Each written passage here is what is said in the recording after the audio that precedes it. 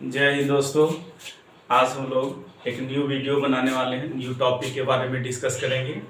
वो टॉपिक है वेव। ठीक है, वेव के बारे में हम लोग डिस्कस करेंगे। वेव हम लोग को पता है, वेव यह दो तरह से हम लोग को पढ़ना है। वेव कितने प्रकार से हैं? दो तरह से। कौन कौन सा? एक इलेक्ट्रोमैग्नेटिक वेव्स, इलेक्ट्रोमैग्नेटिक वेव, और दूसरा मैकेनिकल वेव। ठीक है, जिसको हम लोग बोलते हैं विद्युत चुंबकीय तरंग, है ना? तरंग, विद्युत चुंबकीय तरंग बोलते हैं इसको। ठीक है, और इसको बोलते हैं यांत्रिक, यही बोलेंगे ना, यांत्रिक तरंग, यांत्रिक तरंग। तो ये दोनों के बारे में हम लोग ये टॉपिक आगे बोल सकते हैं क्या कि वेव को दो भागों में बांटा गया है, एक इलेक्ट्रोमैग्नेटिक वेव्स, दूसरा मैकेनिकल वेव्स। ठीक है, तो आज हम लोग इसके बारे में डिस्कस करेंगे। ठीक है, क्योंकि ये भी हम लोग जो मैकेनिकल वेव्स है वो लाइट से रिलेटेड है, वहां पे भी हम लोग जानेंगे। आज हम लोग बेसिक जो डिस्कस करेंगे इलेक्ट्रोमैग्नेटिक वेव के बारे में बात करेंगे। इलेक्ट्रोमैग्नेटिक वेव्स जो है वो किसने खोजा था? मैक्सवेल ने। इसको किसने खोजा था?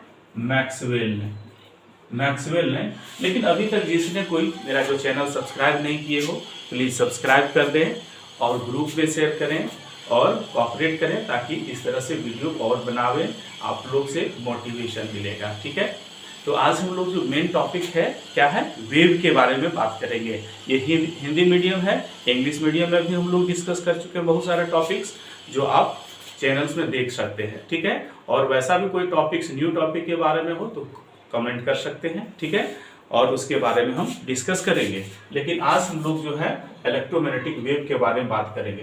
देखो, इलेक्ट्रोमैग्नेटिक वेव जो है मैक्सवेल ने खोजा। किसने खोजा? मैक्सवेल ने खोजा। और इलेक्ट्रोमैग्नेटिक वेव जो है यह वैक्यूम में इसका जो स्पीड होता है, इसका कोई मटेरियल मीडियम की जरूरत नहीं होता है। It means you can say that electromagnetic waves do not needed any material mediums. It can travel mostly all the mediums. So जब all medium में travels करेगा, इसका स्पीड कितना होगा? c is equal to 3 into 10 to the power 8 metre per second.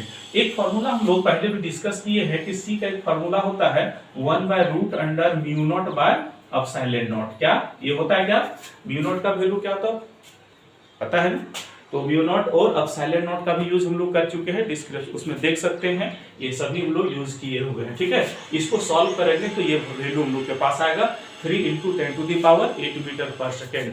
यह जो है polarise करता है। क्या करता है? पोलराइजेशन होता है। इसमें क्या होता है? पोलराइजेशन। ठीक है, पोलराइजेशन होता है। और पोलराइजेशन के कारण यही है कि लाइट का जो फ्लैश होता है, ठीक है, देखते हुए कि परपेंडिकुलरली जो मूव करता है, इसमें एक एनर्जी जब होता है, इसमें कुछ एनर्जी होता है। कितना होता है? E equal to h nu. E equal to कितना होता है? एच न्यू होता है। जहां पे E क्या बतला रहा है? E हम लोग को बतला रहा है एनर्जी बतलाता है। H क्या है भाई? प्लांक्स कांस्टेंट है। प्लांक्स कांस्टेंट इसका वैल्यू कितना होता है? 6.62 into 10 to the power -34 joule second होता है। और न्यू क्या है? ये न्यू हम लोग इसको बोलते हैं फ्रीक्वेंसी। कि क्या बोलते हैं इसको? फ्रीक्वेंसी बोलते हैं। और न्यू का फॉर्मूला क्या होता है? Nu is equal to 1 by क्या होता है? वेवलेंथ होता है। ये होता है ना कि 1 by time periods, 1 by nu is equal to 1 by time periods होता है। ठीक है, अब यहां से हम लोग देख लेते हैं क्या कि मैक्सवेल ने जब खोजा तो उसने क्या क्या बताया कि ये भी velocity of light that is c equal to 10 to the power 8 metre per second travel करेगा। ये पोलराइज करेगा। इसमें कुछ एनर्जी होगा जो h न्यू के बराबर, जहां पे E एनर्जी को रिप्रेजेंट करता है, h प्लांक्स कांस्टेंट, और h का value 6.62 10 to the power -34 joule second होता है। और न्यू क्या बतला रहा है हम लोग का? फ्रीक्वेंसी। इसका फॉर्मूला क्या होता है? Nu is equal to 1/t होता है। यदि इसका SI यूनिट निकालना चाहें तो क्या हो जाएगा? SI यूनिट इसका हो जाएगा पर सेकेंड, या इसी को HZ जिसको हर्ट्ज बोलते हैं। क्या बोलेंगे? हर्ट्ज बोलेंगे। और इसका हम लोग डायमेंशनल फॉर्मूला क्या हो जाएगा? m0 L0 t-1 हो जाएगा। किसका? फ्रीक्वेंसी का। और एनर्जी का यदि हम लोग बोले तो एनर्जी का डायमेंशनल फॉर्मूला क्या हो जाएगा? m L2 t-2 होगा। क्या mL2T-2 डायमेंशनल फॉर्मूला किसका, एनर्जी का। इसको कैसे निकालें हम लोग अच्छे से डिटेल से बताए हुए हैं पीछे, ठीक है, टॉपिक आप देख सकते हो। तो इलेक्ट्रोमैग्नेटिक वेव्स ये है। अब हम लोग जानते हैं कि इलेक्ट्रोमैग्नेटिक वेव्स है क्या। एक तरह से बोल सकते हैं कि यह जो है ऑर्डरली डिस्ट्रीब्यूशन ऑफ, ठीक है, यह ऑर्डरली डिस्ट्रीब्यूशन ऑफ है इसका इलेक्ट्रोमैग्नेटिक वेव्स का, जिसमें इसका कई इसका पार्ट्स है। कौन कौन सा है, जैसे है गामा रे है, ठीक है, गामा रे है, एक्स रेज है, ठीक है, और कितने के एक्स रेज है, गामा रेज है, यूवी है, विजिबल है, यूवी, ठीक है, विजिबल है, विजिबल है, और कौन कौन सा हम लोग के पास, इंफ्रा भी हो सकता है, माइक्रो भी हो सकता है, ठीक है, इंफ्रा है, माइक्रो भी हो सकता है, रेडियो भी है इसका, ठीक है, रेडियो वेव्स। ये सभी हम लोग किसका पार्ट्स है भाई, इलेक्ट्रोमैग्नेटिक वेव्स का। किसका पार्ट्स है, इलेक्ट्रोमैग्नेटिक वेव्स है। लेकिन गामा को खोज किसने किया था, गामा को रदरफोर्ड ने किया था। किसने किया था, रदरफोर्ड ने किया था। किसने खोजा, गामा को, रदरफोर्ड ने, ठीक है। और एक्सरे को किसने किया, रोंगटेन ने। किसको, किसने किया, रोंगटेन ने। यूवी क्या है, ठीक है, यूवी हम लोग का जो है अल्ट्रा वायलेट रे जिसको कहते हैं, इसको किसने खोजा था, रीटर ने खोजा था। किसने, रीटर, ठीक है। इसको यानी कि साइंटिस्ट का नाम क्या है, रीटर है। और विजिबल को किसने खोजा था, आइजैक न्यूटन ने। किसने, न्यूटन ने, ठीक है, न्यूटन ने खोजा था। इंफ्रा को किसने खोजा, हार्सेल का नाम सुने होंगे, हार्सेल, HERCH, हार्सेल ने खोजा था, ठीक है, हार्सेल ने खोजा था। माइक्रो को किसने खोजा था, माइक्रो को खोजा था जिसको हम लोग बोलते हैं, ठीक है, पर्क, ठीक है, पर्क पेंसर ने, पर्क पेंसर ने खोजा था।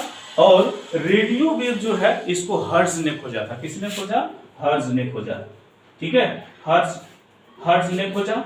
और अल्फा और बीटा का खोज ये दोनों का किसने किया था, ये भी रदरफोर्ड ने खोज किया था। किसने किया था, रदरफोर्ड, ठीक है, रदरफोर्ड ने इसको भी खोजा था। किसने खोजा, रदरफोर्ड ने खोजा। यानी कि ये सभी डिस्कवर जो है इलेक्ट्रोमैग्नेटिक वेव्स का जो पार्ट्स बोल सकते हैं, जो ऑर्डरली इसको अरेंज किया गया है। सबका अलग अलग वेवलेंथ हो सकता है, ठीक है, लेकिन स्पीड अप्रोक्सीमेटली सबका सेम होता है, 3 × 10⁸ मीटर पर सेकेंड होता है। लेकिन सभी का यूजेज भी अलग अलग होता है। जैसे इसको हम लोग सभी यदि देखें, जैसे गामा है, एक्स है, यूवी यदि हम लोग देखें, गामा है, ठीक है, एक्स है, यूवी है, ठीक है, ये यदि हम लोग ऑर्डरली देखें तो गामा का सबसे अधिक इसका, ठीक है, असेंडिंग ऑर्डर में इसको देखेंगे तो इसका फ्रीक्वेंसी जो होगा, ठीक है, फ्रीक्वेंसी रेंज किसका होगा, गामा का अधिक होगा, फिर एक्स का, फिर यूवी का। उसी तरह से यदि हम लोग देखें अल्फा बीटा का, तो अल्फा का सबसे कम होता है, इसके बाद बीटा का होता है, फिर इसके बाद क्या होता है, गामा होता है। यानी कि हम लोग इस तरह से देख सकते हैं क्या, ऑर्डरली में यदि क्वेश्चन पूछेगा कि इस तरह से अरेंज कीजिए तो ऑर्डरली भी हम लोग कर सकते हैं। किसने खोजा उसको भी पता है। प्रॉपर्टीज यदि दे तो इस तरह से हम लोग प्रॉपर्टीज भी इसका लिख सकते हैं। और क्या है कि मान लेते हैं यूजेज कहाँ यूज करते हैं। सबसे पहले हम लोग जानते हैं क्या कि गामा रे जो होता है ये हाई पेनेट्रेटिंग होता है। क्या होता है इसका, यह जो गामा रे है वो हाई पेनेट्रेटिंग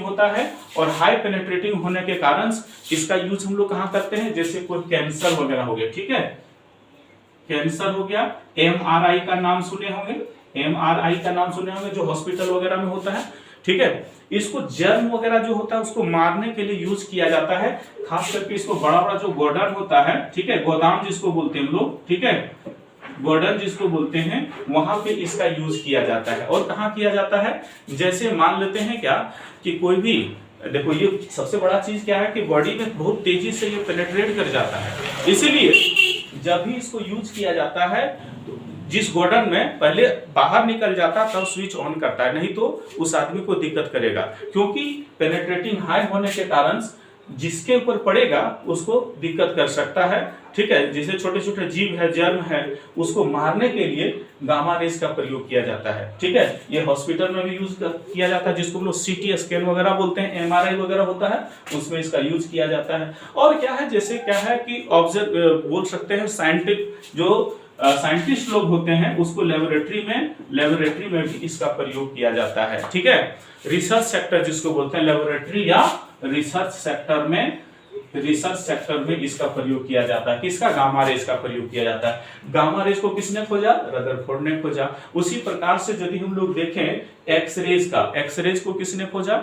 एक्सरेज को खोजा है रोंगटेन ने खोजा है, ठीक है। ये खास करके देखो, चाहे हम लोग बात करेंगे, ठीक है, कोई भी मोती वगैरह या पर्ल वगैरह जिसे बात करते हैं, सपोज दैट, ठीक है, पर्ल की बात करते हैं, टीथ की बात करते हैं, ठीक है, टीथ की बात करते हैं, बोन की बात करते हैं, तो ये सभी में ये पार नहीं हो सकता है। इसलिए हॉस्पिटल में इसका एक्सरे के रूप में किया जाता है कि कहीं हड्डी वगैरह टूटा हुआ है, ठीक है, तो लाइट जब उससे पास करेगा, ठीक है, तब पता चल जाएगा कि वो टूटा हुआ है, नहीं पार करेगा तो क्या हो जाएगा? वो टूटा हुआ नहीं है। इसलिए जैसे कुछ पर्ल हो गया, मोती वगैरह जिसको बोलते हैं, वो कुछ स्टोन वगैरह जिसको बोलते हैं, दांत वगैरह हो गया, बोन वगैरह, इस समय ज्यादा इफेक्ट यानी प्रभावित नहीं होता है, ठीक है। तो किस में हो सकता है ये जिसको हम, और जैसे बहुत सारा एक्सरेज का है ना, एक्सरेज वगैरह, यह इलेक्ट्रिक या मैग्नेटिक फील्ड्स को डिफ्लेक्ट नहीं कर सकता है। इसको जो है यानी कि डिफ्लेक्शन नहीं हो सकता है,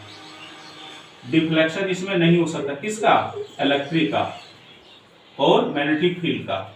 इलेक्ट्रिक और मैग्नेटिक फील्ड के माध्यम से ये डिफ्लेक्ट नहीं हो सकता है, ठीक है। और इंडस्ट्री में भी इसका यूज किया जाता है। कहाँ पे यूज किया जाता है इसका? जैसे कोई सर, ठीक है, या लैब वगैरह में भी यूज किया जा सकता है इसको, साइंटिफिक, ठीक है, या प्रैक्टिकल लैब वगैरह में भी इसका यूज किया जाता है, ठीक है। साइंटिस्ट लोग इसका यूज करता है एक्सरे का, ठीक है, जो पुलिस के माध्यम से इसको एक्सरेज, आगे चैप्टर पढ़ेंगे उसमें बताएंगे उसमें, ठीक है। जैसे यूवी रे के बारे में बात करेंगे, यूवी रे जिसको हम लोग बोलते हैं अल्ट्रा वायलेट रेस, क्या बोलेंगे? Ultraviolet rays. ये सन जो लाइट हम लोग देखते हैं, सनलाइट में यूवी रेज होता है, सूरज का जो रोशनी होता है उसमें क्या होता है? अल्ट्रा वायलेट रेज होता है। और अल्ट्रा वायलेट रेज को जो छानने की काम करता है, वो कौन छानता है? वो छानता है ओजोन लेयर। कौन छानता है? ओजोन लेयर, ठीक है। ओजोन लेयर इसको एब्जॉर्ब कर लेता है और बहुत ही कम सतह पे आ पाता है, ठीक है। अब नहीं तो मैक्सिमम आ जाएगा तो बहुत सारा स्किन प्रॉब्लम वगैरह हो जाएगा। क्या हो जाएगा इसमें? स्किन प्रॉब्लम हो सकता है, ठीक है, स्किन प्रॉब्लम हो सकता है। और इसको हम लोग यूज कहाँ करते हैं? जैसे पानी वगैरह साफ वगैरह जो करते हैं, क्लीन वगैरह करने में भी हम लोग इसका यूज कर सकते हैं, जिसको बोल सकते हैं वाटर क्लीनिंग में, वाटर क्लीनिंग में। ये भी जो ट्रेवल करता है, वेलोसिटी ऑफ लाइट यानी कि c के बराबर होता है 3 × 10⁸ मीटर पर सेकेंड से ये ट्रेवल करता है। यूवी रे का कितना है? 3 × 10⁸ मीटर पर सेकेंड का। एक्स रे भी सेम होता है, इसका भी c = 3 × 10⁸ मीटर पर सेकेंड होता है। गामा का भी, ठीक है, अप्रोक्सीमेटली सेम वही होता है।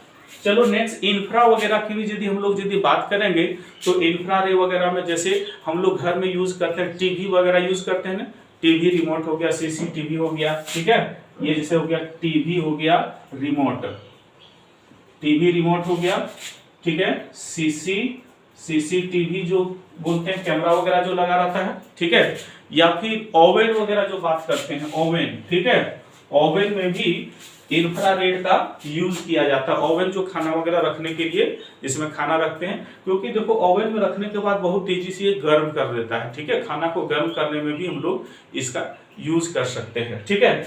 जो किसने खोजा? हर्शेल ने खोजा। और ये भी वेलोसिटी ऑफ लाइट c के बराबर होता है, ठीक है। ये कितना स्पीड के साथ चलता है? c = 3 × 10⁸ मीटर पर सेकेंड से। और ये loss of reflection and refraction का पालन करता है, यानी कि रिफ्लेक्शन और रिफ्रैक्शन ये ऑब्वियस करता है, लॉस ऑफ रिफ्लेक्शन और रिफ्रैक्शन का पालन करता है, ठीक है।